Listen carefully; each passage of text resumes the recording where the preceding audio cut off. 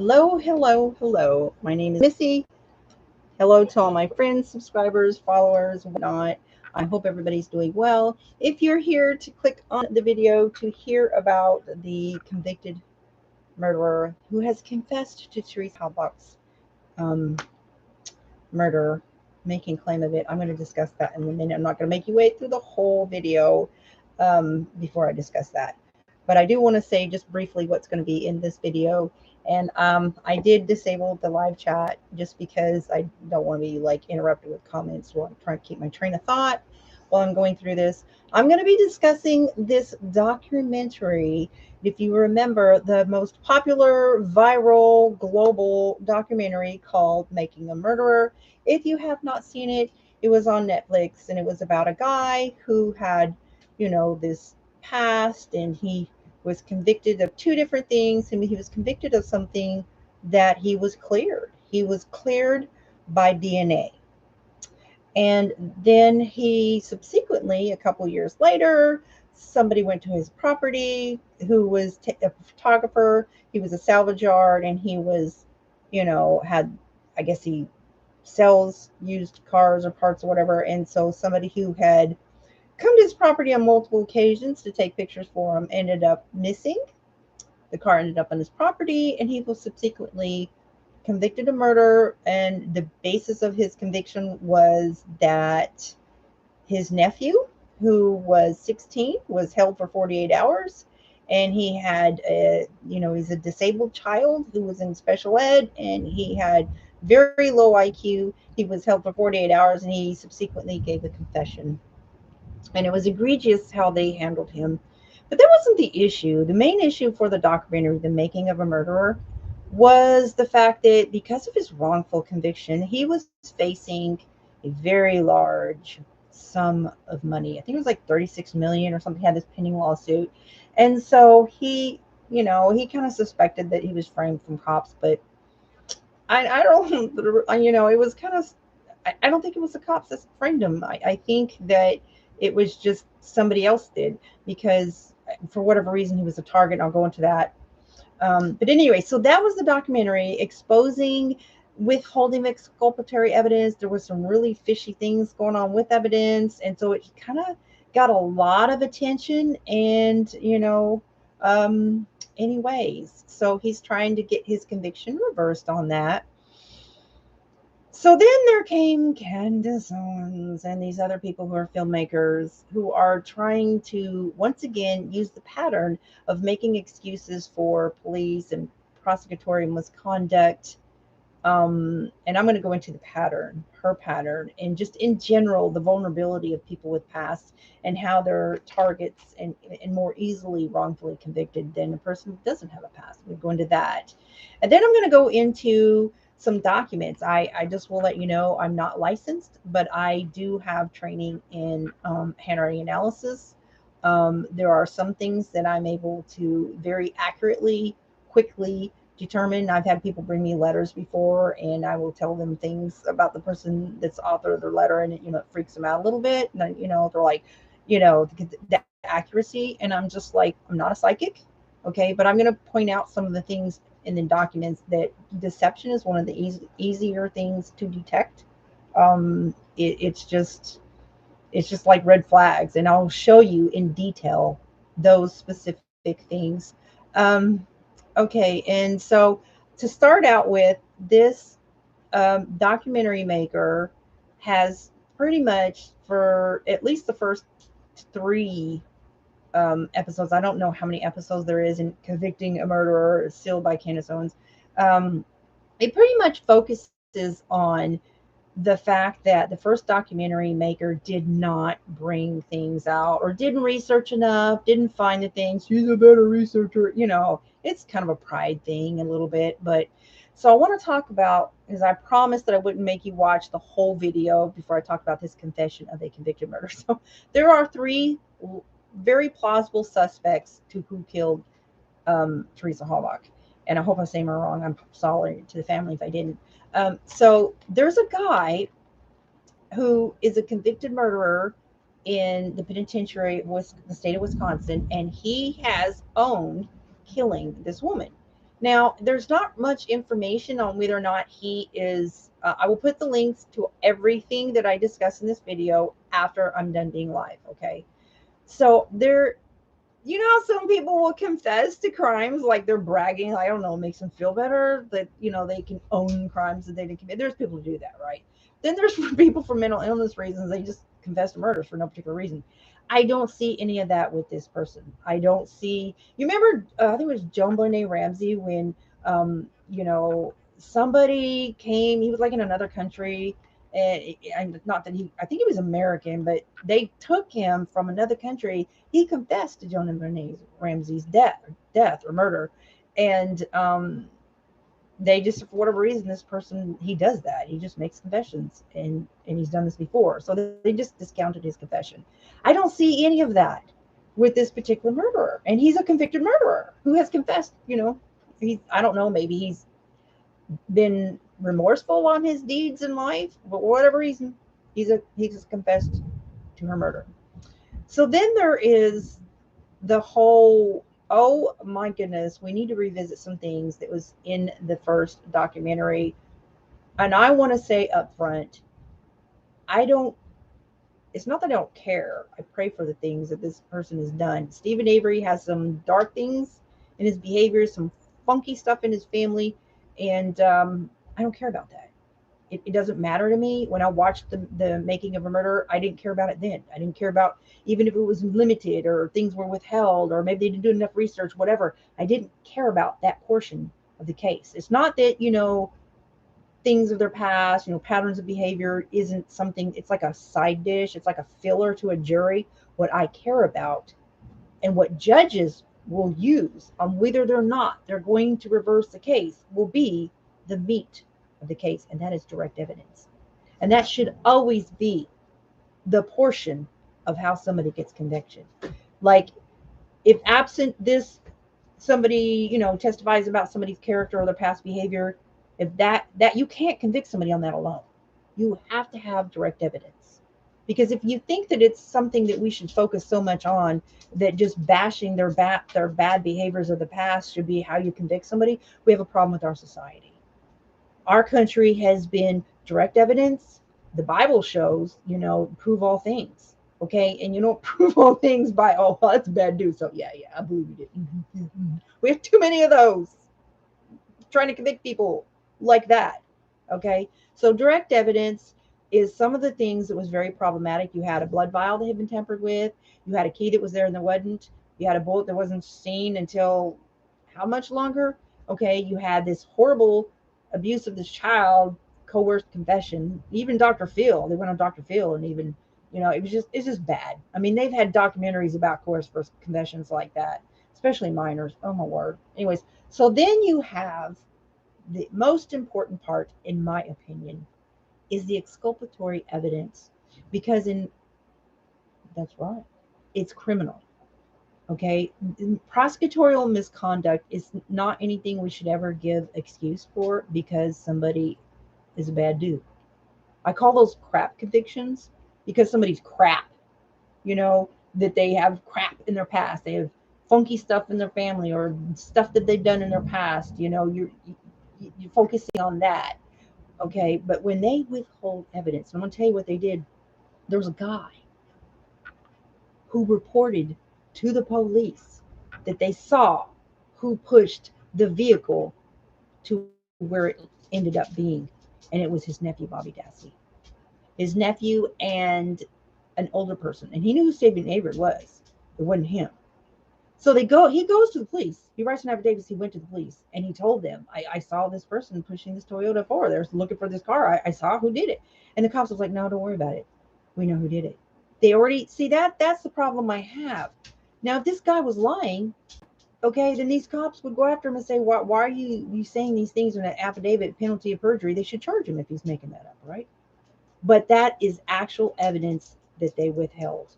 And he said it at the time, in the heat of the moment, when they were looking for the car. He gave the evidence. He was a witness, and they withheld it.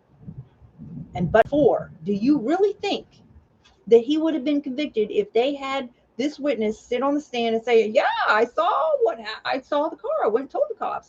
Said this particular car that they're looking for. I saw this person and some other older person was pushing that car. I saw it. He's not somebody as far as I know, that they can attack his credibility.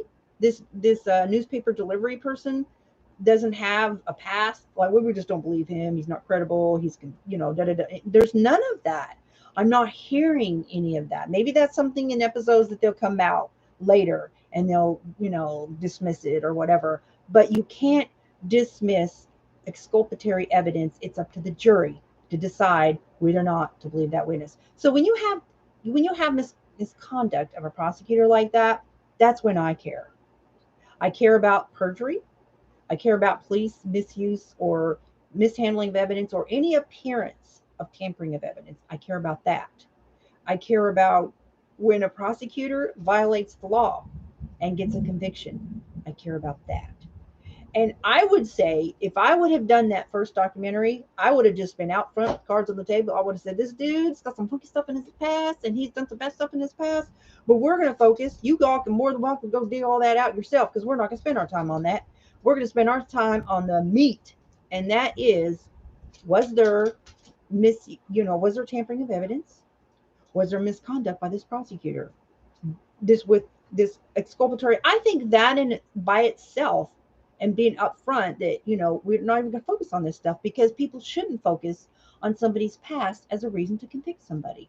Maybe that's filler. Maybe there's some relevancy when they're presenting it at trial. Let me know, just so you know this. Everything that they're trying to bring out from his past that they believe that was minimized or not brought out or didn't dig deep enough, everything that they're presenting, with the exception of the letters to his children about, some crazy stuff he said about his mom when he believed somebody was abusing his children. All of that was present when he was convicted of a crime that he was cleared of. So you see my point? All that stuff that they're bringing up now is not relevant, because he was already convicted of a crime with all that crap in his past that he was still innocent of. So you see the point. People with crap in their past are more vulnerable, and we need to acknowledge that. Okay, so let's talk about Bobby Dassey. Okay.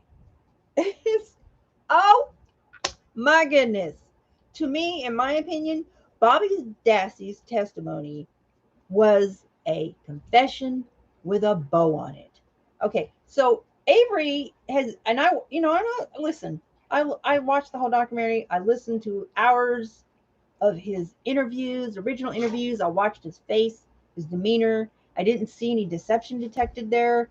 I think that he was candid, and it doesn't make sense, because he had the ability, and he talks about in his original interviews of how many vehicles that he has a, what do you call it, compactor, where you can totally crush the vehicles, right?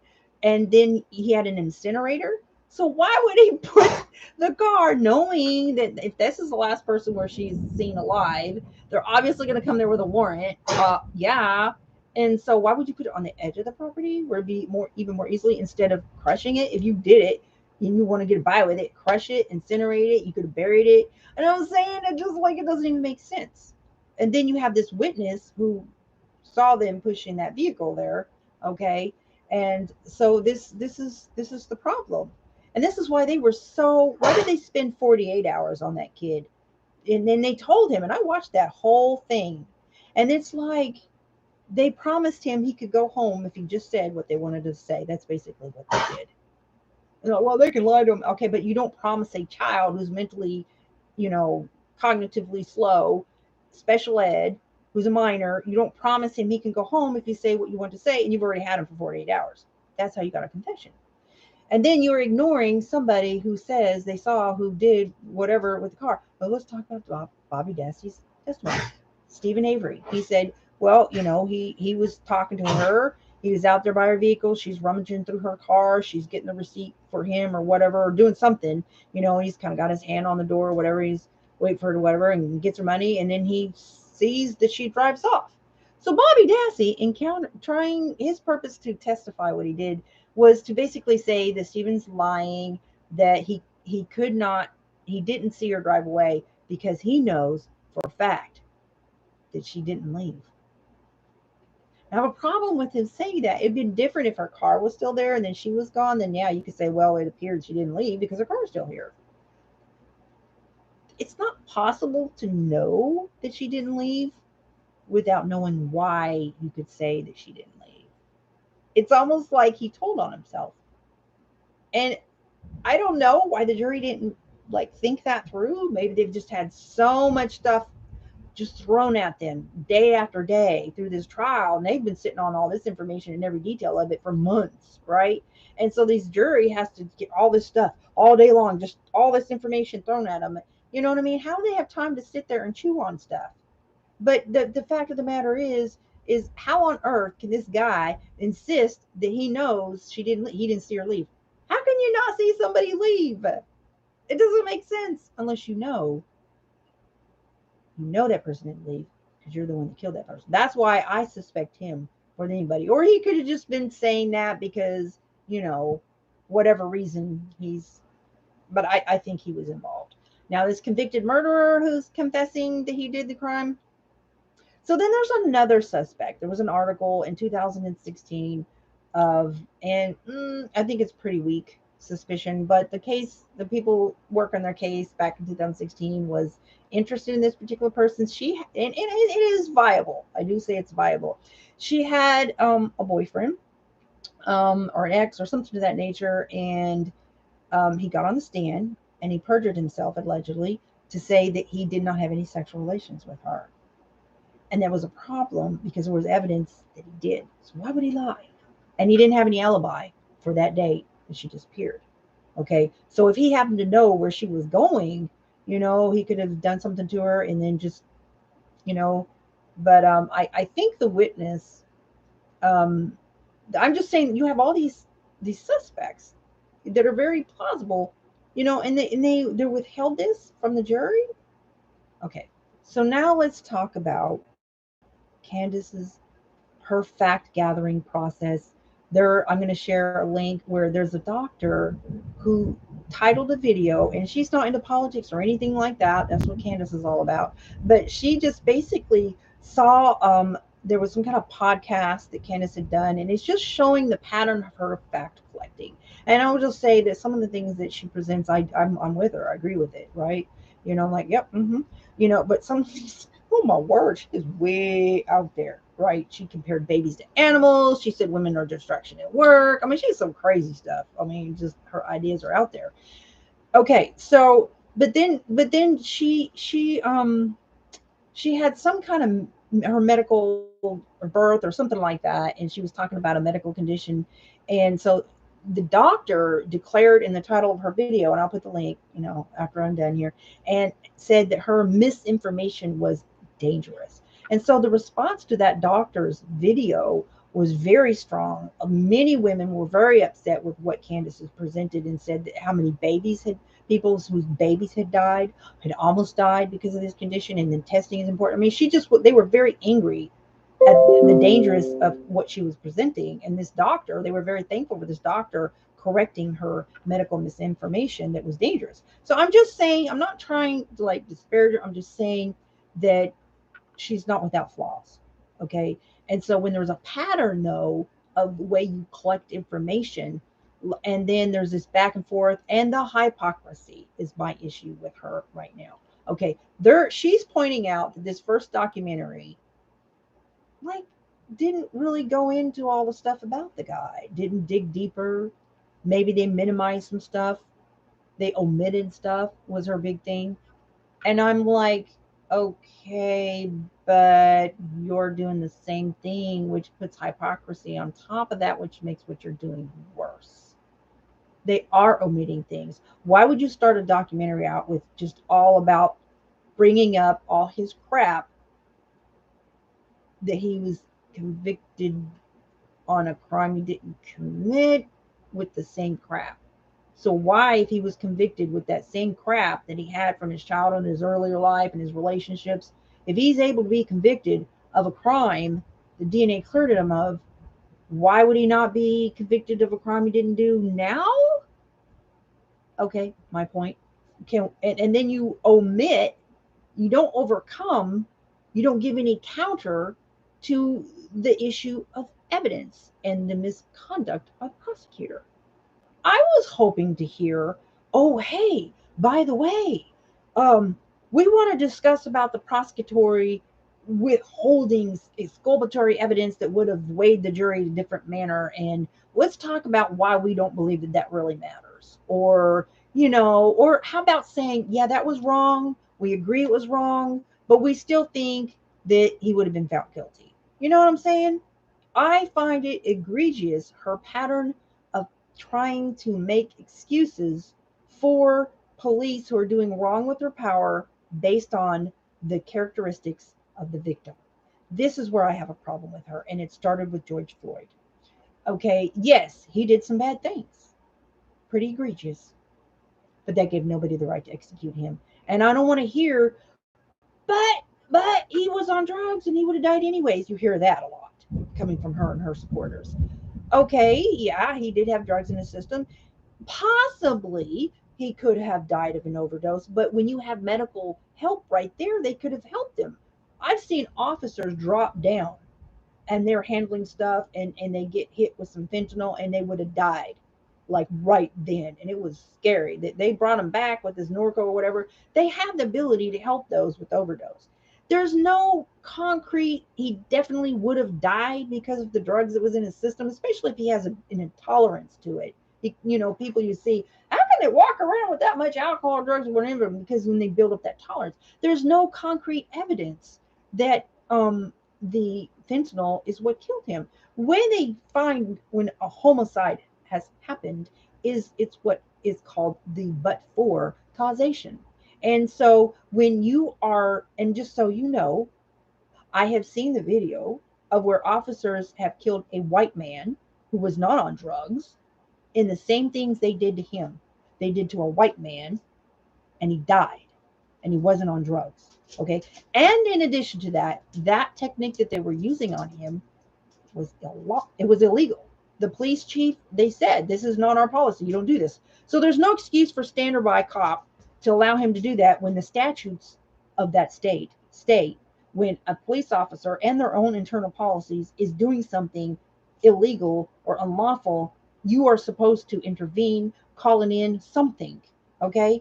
And a lot of states adopt that statute. So there's no excuse for him to just push off people. Okay.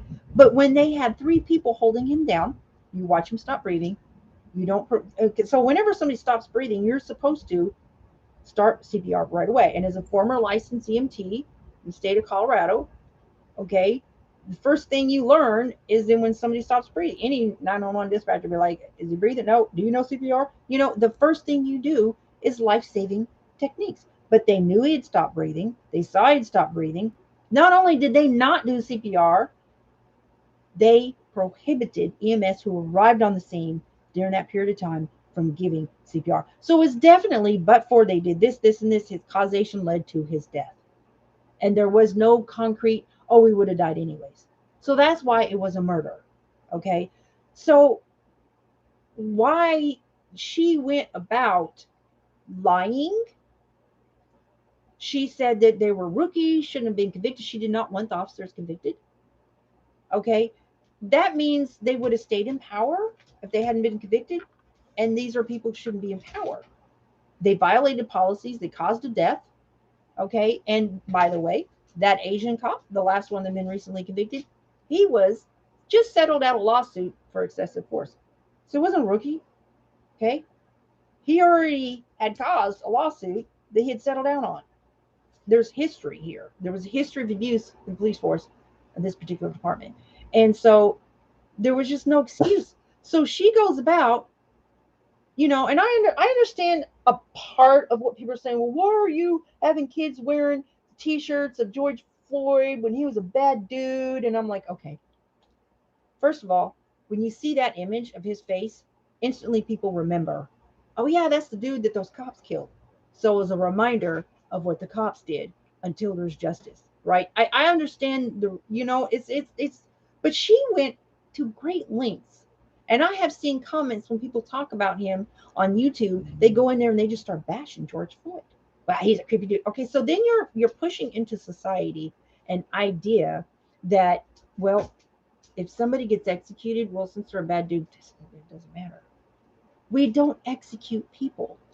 But this is a trend that is actually becoming a, a way in our society. For example, the black woman who was murdered by a cop, and they didn't have any accountability. She had been accused of shoplifting. She was in her car. She was not armed, and she was young and rather foolish in her behavior. But she didn't want to be arrested, so she resisted arrest, and she tried to leave in her car. And then the cop jumps in front of the car and tries to claim that he's endangered by her. And I'm like, well, get out of the way of the car. You put yourself in the way of danger. She's not pointing a gun at you, but he shot and killed her. That's not acceptable. Okay. And so, then you got another guy who was shot in the head. He had handcuffs and hands behind his back, and he was Latino, and he's inebriated, and you could have tased him. You had cops there that could have, but instead, dude, you're going to die, and then shot him in the head and killed him. I mean, there's multiple accounts where it's just unnecessary deaths. Okay. And racism is real. And that's another thing with her. She has her pattern of, I get the race card. People do play the race card. They do. There is racism against white people. I get, but she just goes to the extent of discounting racism like it's not a thing. And that is egregious. Okay. I live in Oklahoma. Just this year, a sheriff and some other public officials were secretly, and using a public office, a journalist suspected them on this, left a recording device in there, and they were talking about lynching black people with the public office. And then another one chimes up about how he has excavating equipment to bury the bodies. I don't care if they were kidding or not. I don't know if they were actually planning it. It doesn't matter. It was a public office. You used it for that illegal purpose, and they got by with it. Two of them resigned, thankfully. So, this, and the sheriff wasn't even apologetic. Didn't even apologize that I'm aware of. And so racism is real. It is real. It is the whole idea, it is abused. Sometimes people do play the race card or inappropriately, assert racism for agendas or whatever, but it's real. It's very real. It's very real. And so her pattern to want to protect police officers from being held accountable is dangerous. And that's what I see her doing here in this documentary. She's focusing, and that's another thing, right? She's wearing a t-shirt with, what's his name, Kanye West, whatever, it says White Lives Matter. And she got a lot of backlash for that. She advocated strongly against Black Lives Matters. And so now in this particular documentary, she's like, what? So they got Black Lives Matter. So what is this, a White Lives Matter thing? And I'm like, seriously? What? This is about exposing corruption for any person. When there's somebody who's sitting there in prison, okay, and they're claiming that they're innocent, then you want to expose crime. And here's my issue. I know that I know that I know that I know. If this prosecutor did this by withholding witnesses that said they saw them put that car at such and such, and they saw this at the time when they're investigating, and you withheld that evidence and convicted him when you know darn well that that jury had seen that, they probably would not have convicted this man. That prosecutor needs to be removed, because you know darn well if he did it to one, he's done it to others. And so this pushing into society, trying to focus on their crap convictions, crap from their past, as well. Oh yeah, wow, he's a bad dude. So yeah, he really did do it. Oh, that's what a way to not focus on the evidence. Okay, what about the tampered vial? What about this evidence that they withheld? Why did you do that? That's criminal. Can we please get that prosecutor fired? Can we get him prosecuted? Can we get laws passed that mandates whenever a prosecutor deliberately, willfully withholds exculpatory evidence that they are prosecuted? That's a felony, federal crime. Can we make laws to protect people from these rich people in power who are doing evil with their power? Can we please focus on that? And that is, I think, what the main purpose of that documentary is that it wasn't about him, just him. How many people has this prosecutor done that too? I think all cases that that man has on his belt should be investigated, looked into. Okay? Really. It's dangerous in our society when we think it's okay to execute people or to send them away forever and ignore these things that matter. Okay. So she is, I don't know how many episodes that her documentary is going to have. But there are some serious things. And now I'm going to go into the testimony, and I might get a little silly just because the whole testimony was so absurd. Oh my goodness. So here's the lady, and I'm not trying to diss what this guy did to her. He was so mad at her because of the crap she was saying about him and his family, and here he is with low IQ and poor coping skills, and I'm not making excuses for him. What he did was wrong and he should have went to jail for it, but the man had it. Okay, she's accusing him stuff, there's no evidence for it, and are very, very serious things. Somebody called the police. Let's tell you how absurd this testimony is. Okay, I won't go into it. It's just, oh my goodness. So somebody called the police on him and said that he was out there running outside every day when a certain person drives by and was, like masturbating and going out there in the nude, and then claimed, I'm just telling you what I saw the statement with my own eyes, for several months every day going out there, and then they were having, him and his wife were having sex outside, and then that's the same wife that you're going to use her testimony when you're using that she done these things, his testimony for doing he did these things, so he's bad, it's not believable, but the same person who did the things with him allegedly is someone who you're going to say is credible. You see the inconsistency there? So just let's go there. Let's go to that accusation that him and his wife were out having sex in the yard and for all the neighbors to see, while several months go by. So we know a few is like up to 3. Several months is like 4 or more, usually like 5 or more, right? So you have somebody calling and saying that this guy's out there, doing perverted stuff and lewd stuff and nude stuff and having sex with his wife for several months. So let's think about that. Let's process that. How would you know that they're doing it every day for several months?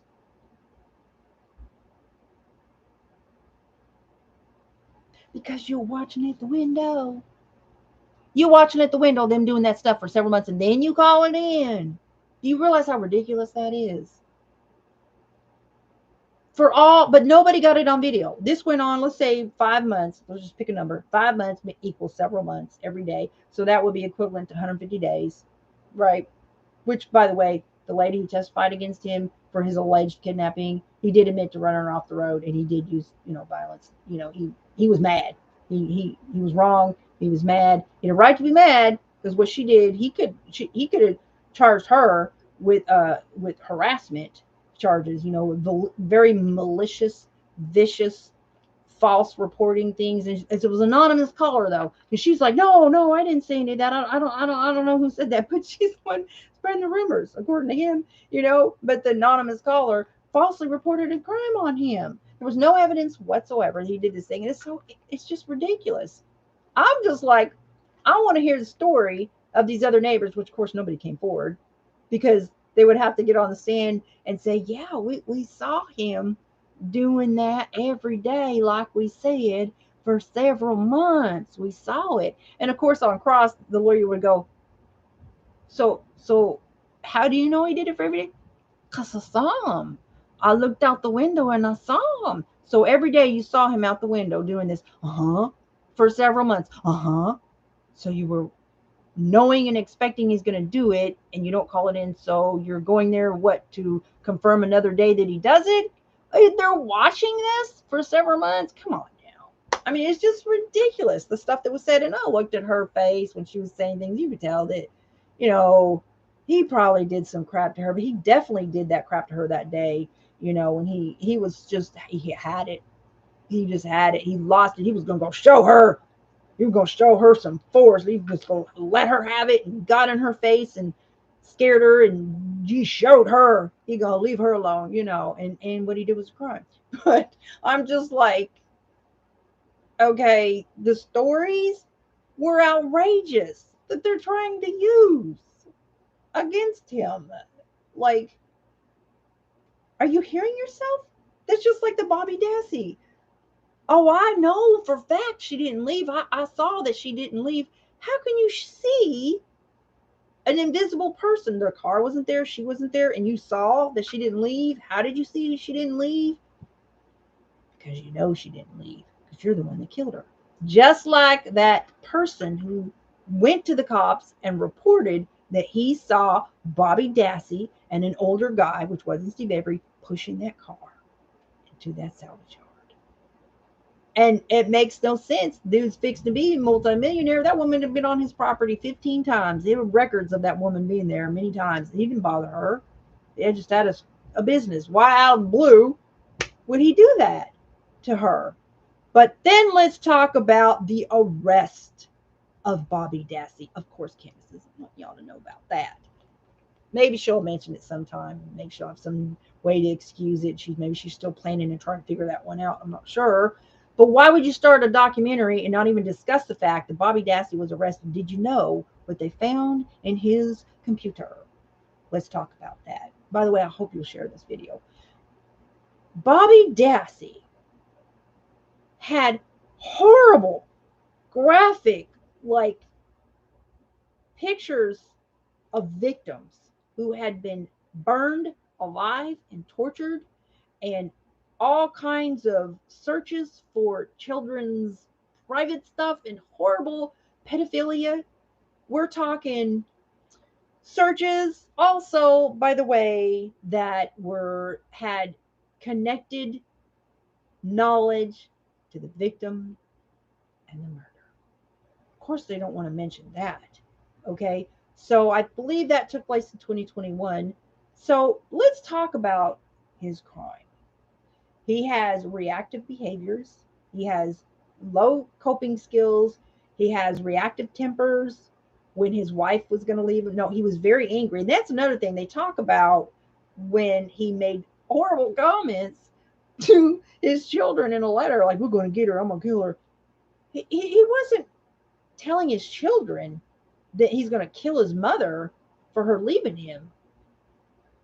His children were being abused. And then they try to say, oh, but he was the one that was being abused. He was doing some rough, and even one of the kids, they acknowledged, no, he wasn't really abusing him. He's just being rough discipline, or you know what I mean? But he had done some things apparently. So instead of focusing on the fact that there was a mother who had put that she was going to kill herself, she was fed up, she was done, she didn't want to be involved anymore, she had a teenager who was abusing his children.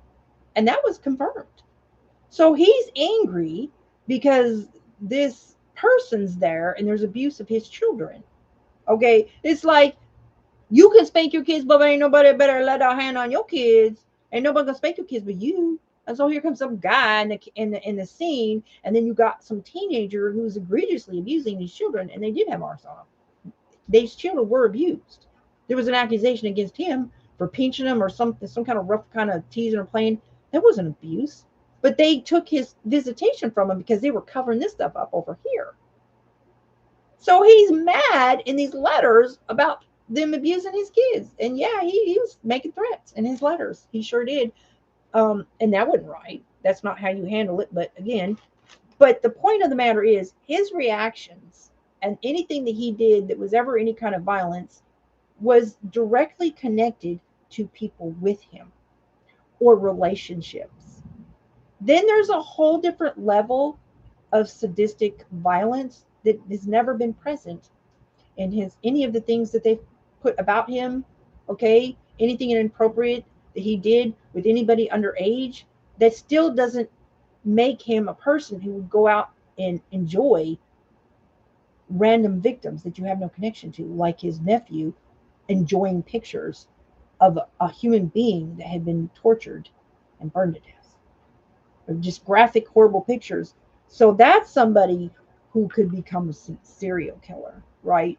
When you have random victims, that's somebody more likely to just kill a random person that you don't have any relationship with, you don't have any connections with, you didn't have any kind of falling out with a friend or somebody hanging out with or doing business with.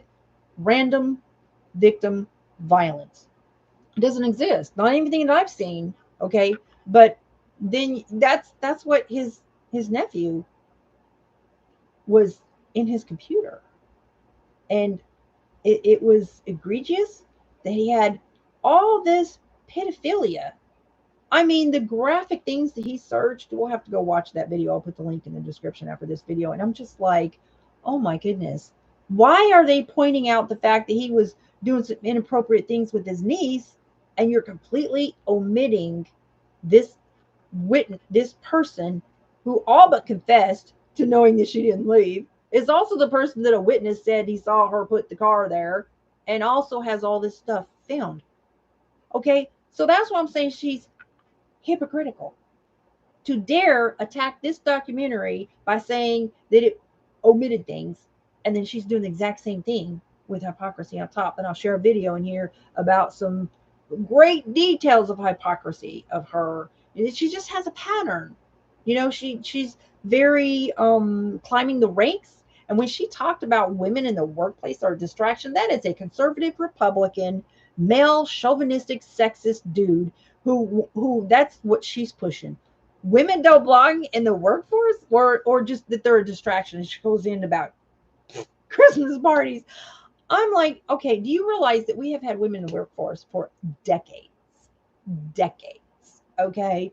And billions of women work on planet Earth, and pretty successfully. There is a small amount of sexual harassment, and it is an issue in specific fields, rich corporate or Hollywood or whatever, certain areas has more of a problem.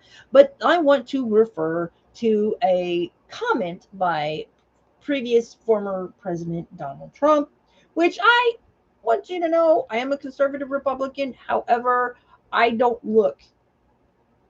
support everything a president does based on their party. I look at each and individual act they do. Some of the things he does just angers me. And then some of the things he did, I appreciated. Some of the things that Obama did and Biden did, I don't like this, but I do like that. You know what I'm saying? I try to look at every situation. I don't just discount them as a human being because they're a certain party. And I will say a comment that he made that he eventually deleted, that was on Twitter. And I'm a veteran, okay, and I did see a lot of sexual harassment in the military. And his comment about sexual harassment and sexual assaults in the military was, well, what do you expect when you put women and men together?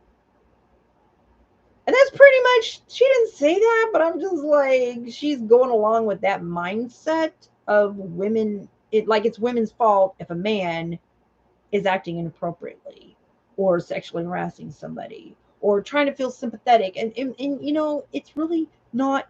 Like, you have successful women and men working together in all different levels of class parties of types of jobs. And it's so out there though. And then let's talk about her demonizing surrogacy. Do you know in the Old Testament, surrogacy was used if a woman was barren and he had more than one wife? There's a lot of cultures that have more than one wife, and then he would naturally impregnate one for her. Of course there would be an agreement and whatever. I'm just saying surrogacy is not evil.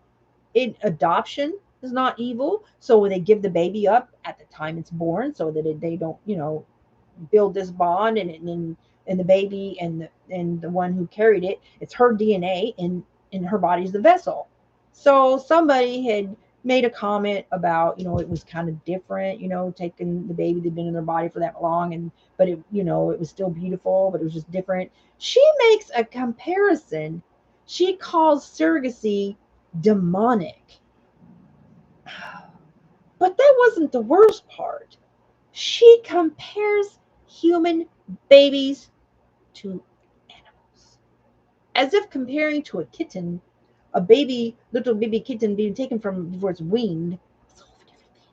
You can't compare babies in this situation to animals. I mean, but I'm just telling you, the ideas and the fact collecting on her sometimes can really be out there. She's not flawless. And this documentary that currently is out there called convicting a murderer has some serious issues. And I just want people to please don't get caught up in the because he's done these things, we should ignore what the prosecutors did, and let's focus on the evidence. Why was that filed? Why did it have an appearance of being tampered with? Why is it okay for this prosecutor to not be prosecuted after he deliberately, willfully withheld exculpatory evidence? And I'm asking you to please continue the petitioning for the judges on the appeal and continue to pray for them. God knows who did it. And I pray that it gets exposed fully. Please continue with telling these judges that if not for his sake, for the sake of justice, prosecutors should never prevail in withholding exculpatory evidence like that. That is so dangerous. Yeah. So I'm going to try to find this portion. I want to show these I want to show this particular document. I'm going to show it to you. Okay. Trying to find this volume in case that clicks on. Okay, so as I was saying earlier, handwriting analysis. I'm not sure, just in case you're not familiar with that, that is actually it has a lot of accuracy, and I will tell you this, handwriting analysis is used in trials sometimes not, but lie detectors are not admissible evidence. Handwriting analysis on some occasions can be, and it's spooky accurate. If you don't know anything about handwriting analysis, it is so fascinating. I studied it years ago. So let me find this real quick. Deception stands out. It stands out. They're just like little red flags. Once you know how to look for it, I promise you'll see it whenever. If you suspect somebody's lying, and I want you to know how to recognize it. Okay, so all right. So I'm going to find in this video. Let me find it where this document is. It's in the first episode where there was like some statements. They're trying again to use people that said things about him back during the time they were prosecuting him. And the officer who also was repeating his facts, there was some deception detected there. And it could have been just that he doubted what he was saying, or he knew that the person, what they were writing wasn't true, when he was like basically repeating what the person said to him in his document. The deception was there too. And let me find it. I'm looking for it.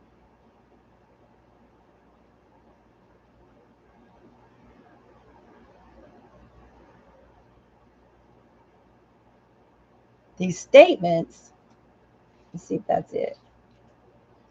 Okay, so they go in about these burglary, and I'm like, yeah, so the burglary, the amount of damages was right there at the top. They didn't like say, they was just like, yeah, well, I only stole such and such. Well, that's true. You only stole such and such, but the damages is, why he got the amount of time he did. And that was at the top. The damages was right there at the top. So I don't really think they withheld that. But there were some other things, that they didn't reveal. Okay, here we go. All right. So, and that's another thing. This lady, this narrator, she's like, she interviewing the people who still support him, and she was like, oh, well, I'm not saying that this is reason he should give. I'm like, well, yeah, but that's what Candace is saying. Okay, so here we go.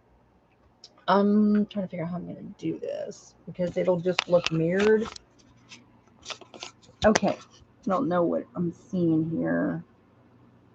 Okay, I don't know if you could see this or not because I'm not able to see my camera at this point. So this right here, let me, hang on a second. I may need to move this over.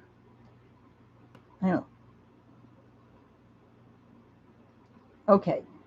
See this word here. What you will see, it says, I've been harassed by Steve Avery. This is dated, I believe, around the time that they were convicting him of this crime. It says, I've been harassed by Steve Avery and Jerry Ghana, getting phone calls by these two and saying they're out looking for me. They say they want to beat me up for the knowing of a few robberies taking place. Okay. That didn't even make sense. Just randomly, he's known about these all this time, and all of a sudden he wants to beat him up. That didn't even make sense. But I'm going to show you how to detect deception. There's three things you will see when deception is present in handwriting. You will see words that are active, action words that are connected to what they're lying about will be lifted up. Now, if you see all of his words lifted up, and that's just, you have to look for consistency. So when you see all of these evenly on the lines, okay, and this one word is lifted up off the line, that's an active detection deception. Then you see consistently it happening again. So let's look at the space between each word. Are pretty consistent. Okay. Out looking. This is another active word that he's claiming was happening. And look at the space between this and here. Again, been harassed. These are pushed together. See how the words are pushed together? Now look at the space between each letter and these words. They're even. Even. These words are pushed together, lifted up, and a difference in the space between each words. That is detection of deception. And you can contact a handwriting analysis. You can read a book on it or whatever. This, I'm telling you. Then you go over here. They say they want to, look how it goes up off the line again. I am seeing deception.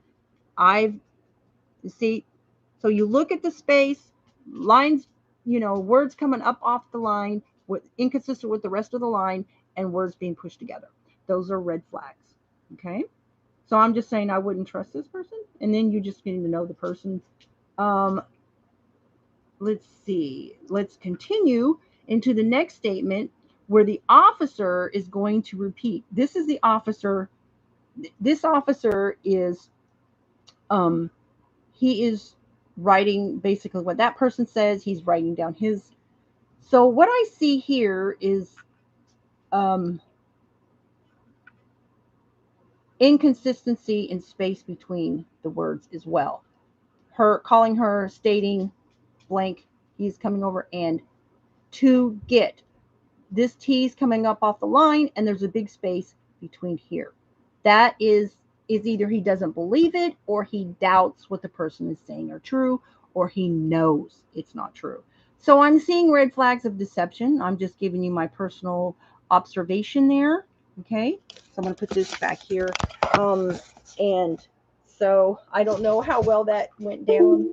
Anyways, so I would definitely recommend their team. I hope their team hires a professional, certified, reputable, who's testified in court before, handwriting analysis just for cumulative influencing persuasive argument of different things put together. Because when you have cumulative things going on and you're trying to get a reversal, the direct evidence, the exculpatory evidence, and then you have these statements who an expert witness can testify, yes, there's definitely red flags of deception here.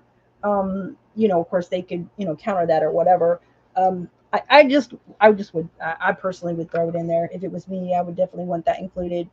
Handwriting analysis is very respected in some places, but you definitely need a reputable, certified expert witness who's has credible history in testifying in courts. So yeah, I just have a big problem with this whole documentary, and I'm gonna end here. I'm gonna put a bunch of links after I'm done with this video. I just hope that those who are watching the documentary, I hope and pray that they will consider, just remembering that the direct evidence is what people should focus on. The withholding of evidence. And I want to hear from these documentary makers, why did the blood vial have an appearance of tampering of evidence? Why did they withhold the evidence of this man who reported that he saw Bobby Dassey, an older man that wasn't Stephen Avery, pushing that Toyota that he knew that they were looking for into that salvage yard?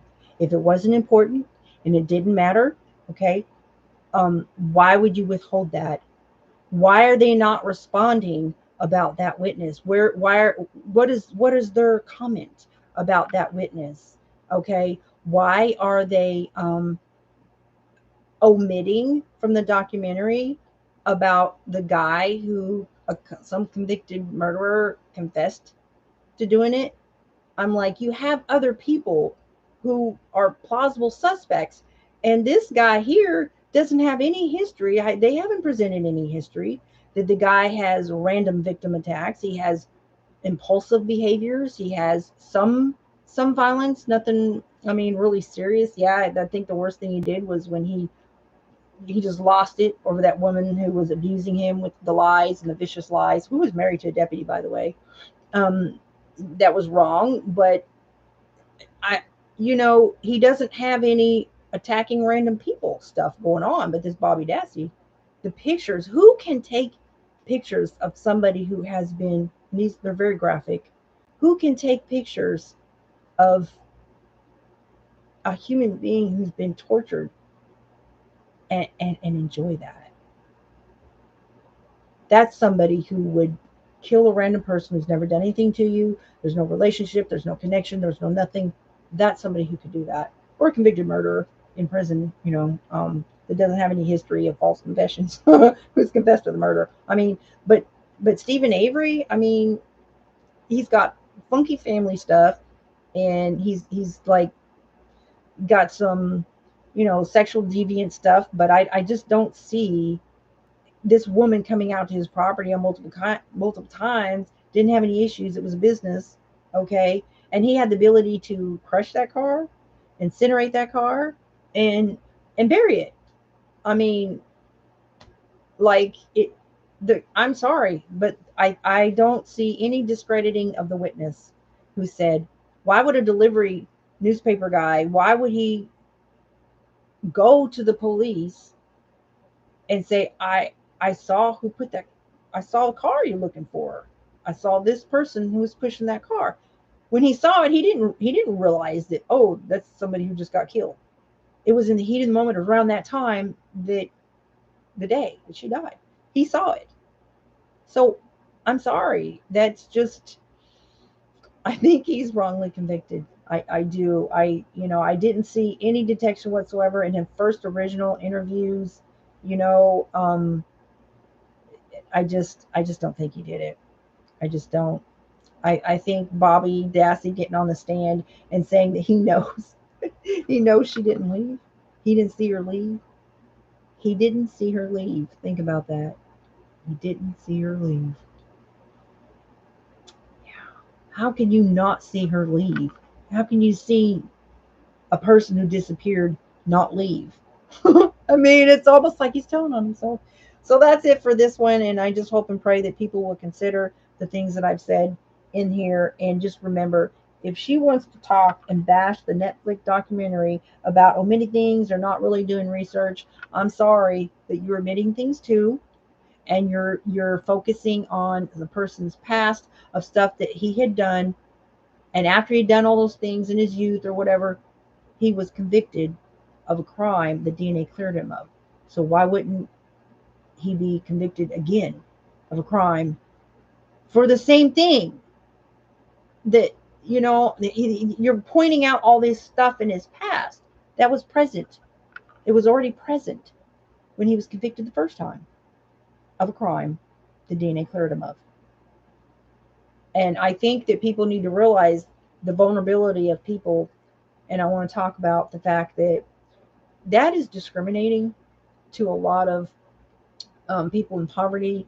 And I'm not making excuses when people grow up who in abused homes or grow up in poverty. It doesn't excuse their criminal behavior when they grow up, but it is statistically known that when people are exposed to certain things in their environment when they're growing up, if they're exposed to drugs, if they're exposed to abuse, if they're exposed to, poverty, malnutrition, and all these things, they have a much, much higher risk to committing criminal acts and ending up in jail when they become an adult or even before then.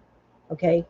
So using somebody's rap sheet, if you will, as the focus on whether or not they're guilty, it can be very problematic because it's known that there's a lot of minority geographical areas that have a higher propensity to crime rates, and it's statistically known there's a connection. It doesn't make excuses for it. I'm just saying there's a connection. So it can also be discriminating, in that way, to use that process to let's focus on his bad stuff. Let's focus on his bad stuff. Please stick to the evidence.